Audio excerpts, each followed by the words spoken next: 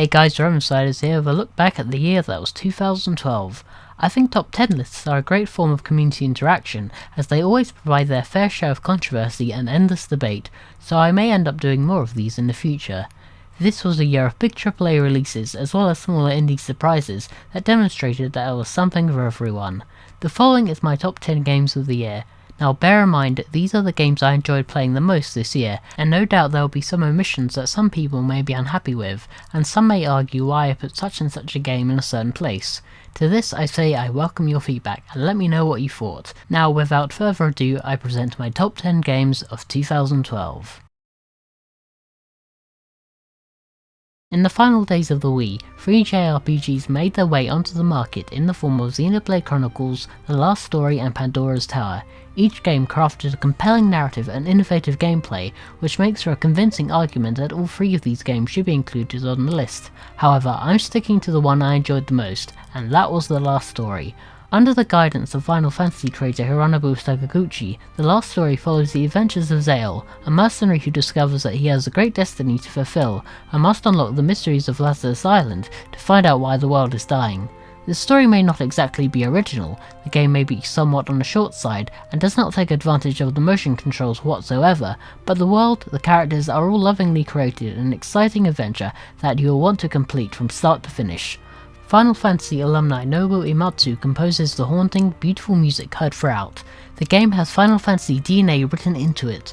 The plot has twists and turns, allegiances change, but by the end of it you'll know that you have experienced something truly special. When looking for games to put on a top 10 list, I try to look for something that stands out, and Catherine very much does. Catherine is a psychological puzzler that inhabits the morally ambiguous world of Vincent Brooks, who has an affair with a girl called Catherine, when his girlfriend, also called Catherine, talks of marriage and commitment.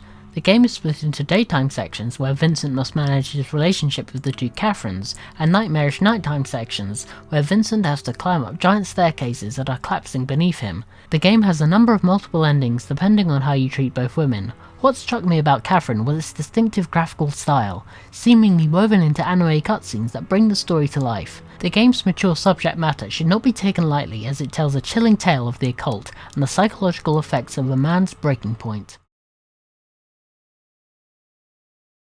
Anyone looking to blow off some steam after a hard day's work need look no further than Awesomenauts. Developed by Ronamo Games, Awesomenauts is a 2D multiplayer online battle arena game where the emphasis is on fast, furious action. It is the year 3587 and the galaxy is at war between the Reds and the Blues. What I love about Awesomenauts is the game's pick up and play nature. Anyone can jump straight in, find people online, and begin taking out the galactic trash. Taking a cue from Super Smash Bros., the game combines brawling and third-person shooting to ensure that everything is running at a frantic pace. The platforming elements contribute to Awesomenauts' level design, meaning that you can always find somewhere to get the drop on your enemies. Whenever you need some downtime, Awesomenauts is definitely something you need to check out. Transformers Fall of Cybertron was a sleeper hit in 2012. Released during the quiet month of August, this title picked up steam with rave reviews and excellent storytelling.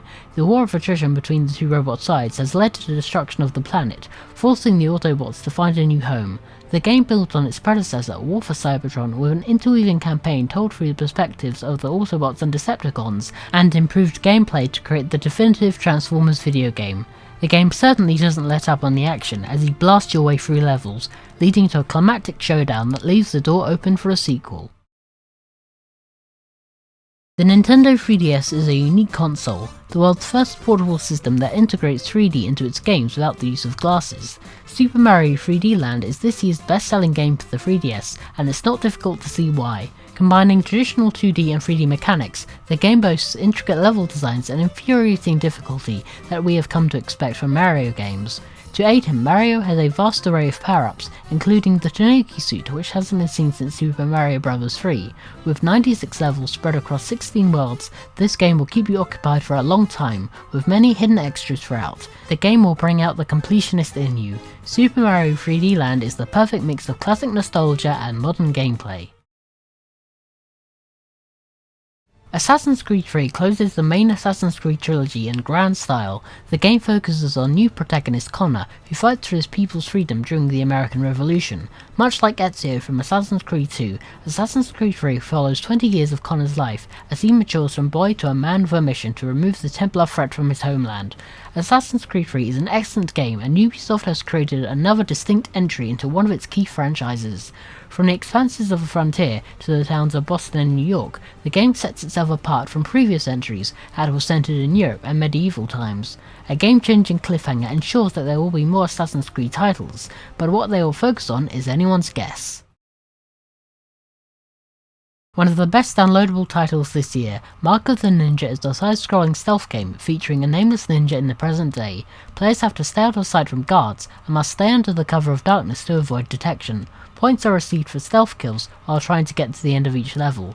It's one of the best stealth games this year, combining different genre mechanics and a variety of executions at the player's disposal. The idea of a traditional ninja in modern times is intriguing, so if you're going to only download one game this year, make it Mark of the Ninja. You won't be disappointed.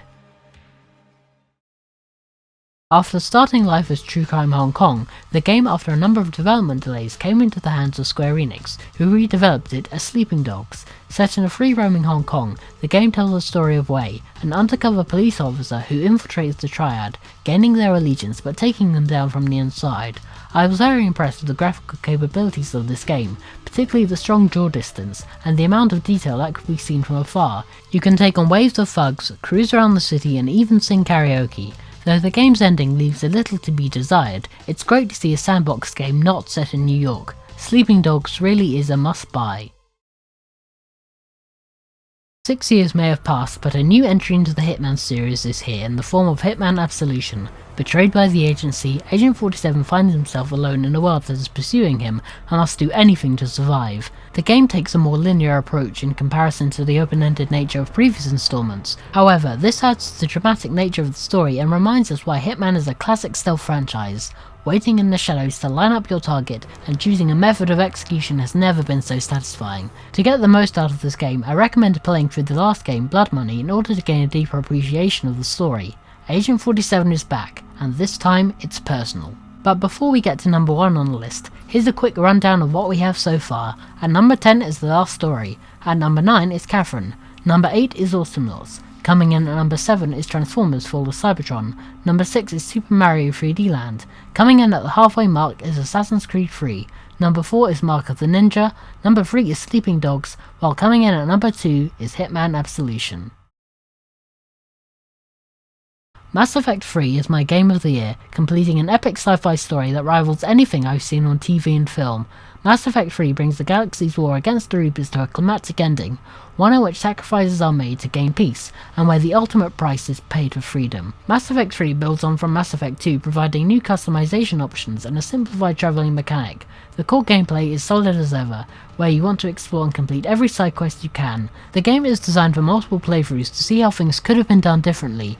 A unique feature of the series is the importing of save files between each game, so the game changes based on decisions that are made in previous titles. No two games are the same, and I really hope I see this system used in future franchises, as it provides a great sense of continuity and enforces the concept of actions and consequences. Much has been made about the game's ending, which to BioWare's credit was addressed to some extent in the Director's Cut DLC. Whatever side of the argument you're on, you can't deny that Mass Effect 3 brings to a close a magnum opus, where the fate of civilization is in your hands. So that was my top 10 games of 2012, let me know what you think. Do you agree? Do you disagree? I'd love to hear your thoughts. There will be a few more vids this week, and then I'll be taking a week off for Christmas, and we'll be back in the new year. So until then, peace out guys.